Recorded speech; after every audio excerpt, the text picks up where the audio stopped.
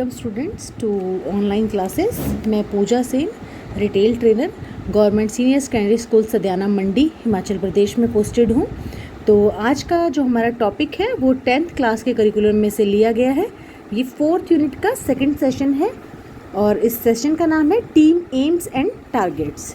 तो जब हम टीम एम्स और टारगेट्स की बात करते हैं तो सबसे पहले हम बात करते हैं टीम के गोल्स की। ठीक है, गोल्स क्या होते हैं?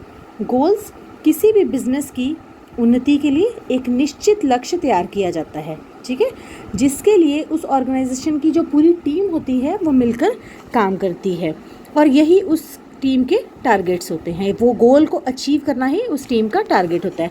अगर हम टीम के गोल्स को अचीव करने की बात करते हैं तो ये तभी किया जा सकता है जब पूरी टीम इफ़ेक्टिवली और एफिशिएंटली काम करे। ठीक है, तो जब पूरी टीम एक साथ मिलकर सोचे, पूरी टीम इकट्ठे मिलकर काम करे अपने लक्ष्य को हासिल करने के लिए और ग्रुप के सभी मेंबर्स मिलकर प्लानिंग करें और डिसीज़न लें और अपनी ग्रुप प्रॉब्लम्स को सॉल्व करें।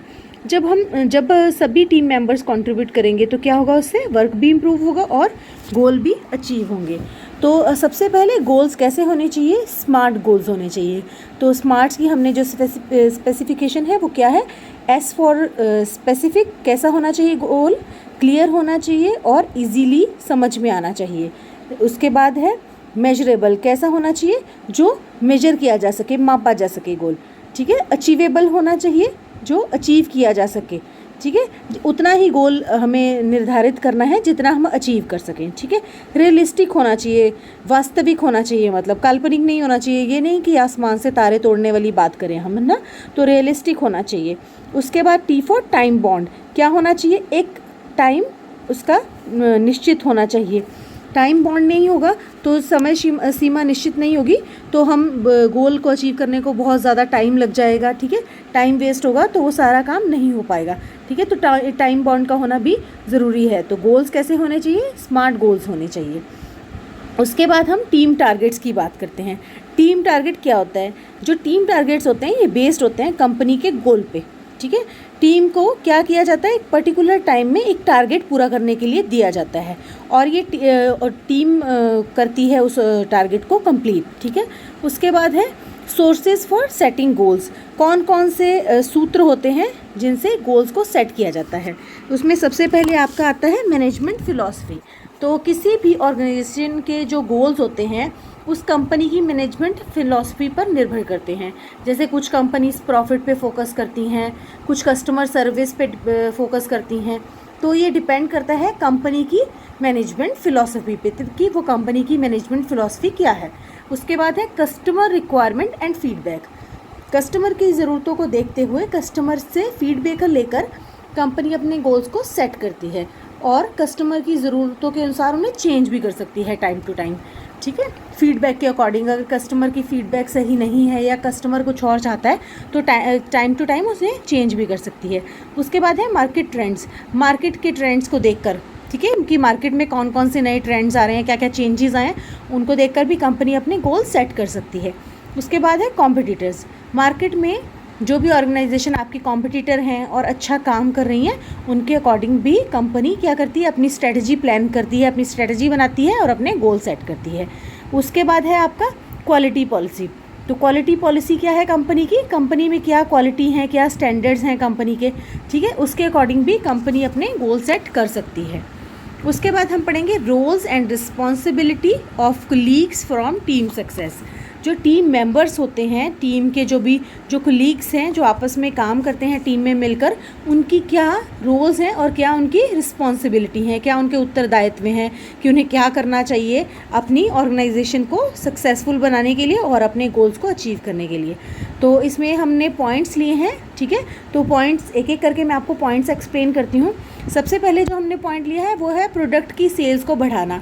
कोई भी ऑर्गेनाइजेशन, कोई भी कंपनी, कोई भी स्टोर तभी काम करती है, तभी अच्छा काम कर सकती है अगर वहाँ की प्रोडक्ट की सेल्स ज़्यादा हो। तो हमारा सबसे पहला फोकस होना चाहिए प्रोडक्ट्स की सेल्स को बढ़ाने पर।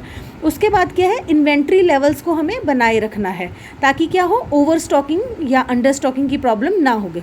ठीक है, तो जो इन्वेंट्री है, जो आपका स्टॉक है, उसका स्टॉक लेवल मैनेज होना चाहिए।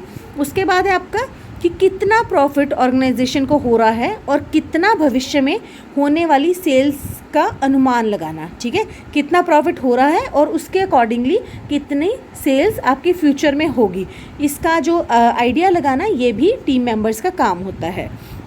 मार्केट में चल रहे लेटेस्ट ट्रेंड्स पर नज़र रखना, ठीक है, जो लेटेस्ट ट्रेंड चल रहे हैं, क्या क्या ट्रेंड चल रहे हैं और उन्हीं के अनुसार अपनी प्लानिंग करना, ठीक है, अपनी जो भी ऑर्गेनाइजेशन के लिए जो भी प्लान करना है आपने उसी के अकॉर्डिंग करना है।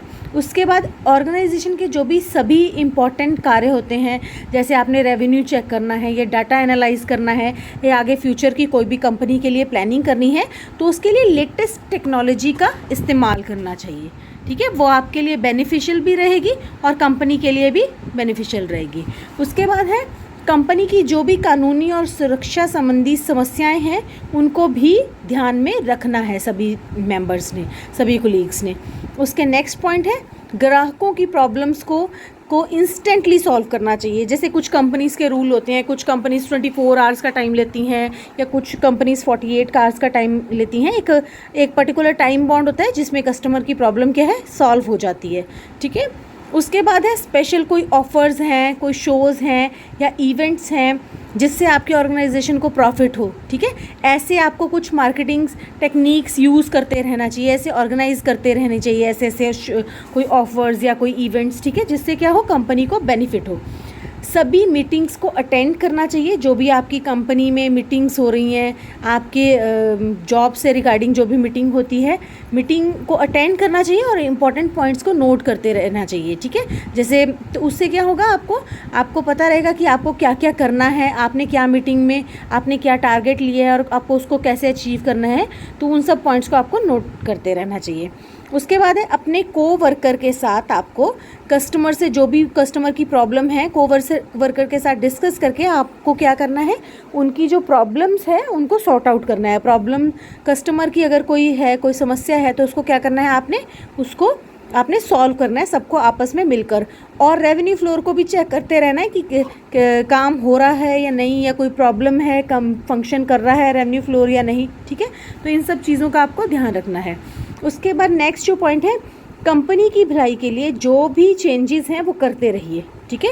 अगर आपको लग रहा है कि जैसे स्टोर के वर्किंग आवर्स में आपको चेंजेस करनी है, जैसे सिटीज़ होती हैं वहाँ पे थोड़ा देर से आपके क्या हैं शोरूम्स ओपन होते हैं, स्टोर्स ओपन होते हैं और उससे क्या देर तक खुले रहते हैं, लेकिन रीजनल एरियाज़ जो होते हैं वहाँ पे क्या होता है आपका जल्दी ओपन हो जाते हैं और जल्दी ही क्लोज भी हो जाते हैं, ठीक है। तो आपको जो भी कंपनी के लिए, कंपनी के हित में जो भी आपको चेंजेस करने हैं वो कीजिए अपनी टीम के साथ मिलकर, ठीक है। उसके बाद अपनी ऑर्गेनाइजेशन में किसी पर्टिकुलर रीजन में कुछ प्रमोट करना है, आपको कोई पर्टिकुलर प्रोडक्ट प्रमोट करना है या आपने अपने स्टोर को प्रमोट करना है, तो उसके लिए वहाँ के लोकल मैगज़ीन या न्यूज़पेपर आपकी उसकी हेल्प ले सकते हैं, ठीक है। अगर जो आपका लास्ट पॉइंट है वो है जब भी ज़रूरत पड़े रेवेन्यू के साथ डील करना, ठीक है, तो रेवेन्यू के साथ डील कीजिए, ठीक है। तो ये सारे पॉइंट्स थे कि आपको जो आपकी टीम मेंबर्स हैं, जो भी आपके कोलीग्स हैं, उन सब की क्या रिस्पॉन्सिबिलिटीज़ हैं आपके ऑर्गेनाइजेशन की तरफ। उसके बाद क्या है, मेंटेनिंग टीम मोराल, टीम का कैसे मोराल आपने बनाए रखना है, कैसे टीम को उत्साहित रखना है, ठीक है। तो इसमें पॉइंट्स दिए हुए हैं। सबसे पहले टीम के मेंबर से ज़्यादा बातें करें, ठीक है, ज़्यादा से ज़्यादा बात करें ताकि क्या हो, टीम आपसे खुलकर बात कर सके और अपनी कोई प्रॉब्लम है तो आपको बता सके, जो भी उनके मन में है। उससे क्या रहेगा, टीम के मेंबर्स जो हैं आपस में क्लोज रहेंगे। उसके बाद सेकेंड पॉइंट है, आपके जो अपने टीम के जो सदस्य हैं उनको क्या करें, उनको प्रायोरिटी दें, ठीक है, उनको प्रायोरिटाइज़ करें। जो भी टीम मेंबर्स जो चाहते हैं वही करें, जो टीम मेंबर्स की जो हित में हो वो करें। उसके बाद है अपने जो टीम का अगर आप ज़्यादा वर्क प्रेशर है, काम बहुत ज़्यादा है, तो उसको ध्यान से मॉनिटर करें। कंपनी पे बहुत जो कंपनी के मेंबर्स हैं, जो कोलीग्स हैं, जो टीम मेंबर्स हैं, उन पर बहुत ज़्यादा काम का प्रेशर भी नहीं आना चाहिए। उसके बाद है टाइम पर टीम की प्रशंसा करते रहें, ठीक है, और उनको इनाम भी दें। इससे क्या रहता है, जो टीम का मनोबल है वो बढ़ता है और काम करने के लिए भी वो उत्साहित रहते हैं। उसके बाद लास्ट जो पॉइंट है वो है सभी टीम मेंबर एक दूसरे से सीखें, ठीक है, क्योंकि हर एक व्यक्ति में कोई ना कोई गुण ज़रूर होता है। तो क्या आप सबसे गुण सीखें, जो भी उनमें पॉजिटिव पॉइंट्स हैं वो सीखें, जो भी उनमें क्वालिटीज़ हैं सभी टीम मेंबर्स एक दूसरे से सीखें। तो उसके बाद लास्ट जो हमारी स्लाइड है ये है team feedback and it's important. Team जो भी फीडबैक देती है कस्टमर से लेकर, जो भी कस्टमर की फीडबैक लेती है वो बहुत इंपॉर्टेंट होती है। क्यों इंपॉर्टेंट होती है? इसी फीडबैक से आपको पता चलेगा कि कस्टमर क्या चाहता है, वो सेटिस्फाइड है या नहीं, वो आपको अपनी ऑर्गेनाइजेशन में क्या चाहता है, चेंजेस चाहता है आपकी ऑर्गेनाइजेशन में, या प्रोडक्ट में कोई चेंज चाहता है, या सर्विसेज में कुछ इम्प्रूवमेंट चाहता है। ठीक है, तो ये सब जो चेंजेस हैं आप तभी कर सकते हैं जब आप कस्टमर से फीडबैक लेंगे, क्योंकि सबसे इम्पॉर्टेंट क्या होता है? कस्टमर होता है। सेल्स में, रिटेल में सबसे इम्पॉर्टेंट क्या है? कस्टमर है। तो कस्टमर की फीडबैक बहुत मायने रखती है। ठीक है, तो इसी के साथ हमारा ये सेशन ख़त्म होता है। ये कुछ मल्टीपल चॉइस क्वेश्चन है, आप इनको आंसर करके आपको आइडिया हो जाएगा कि आपने कितना इस सेशन से समझा है। Thank you so much.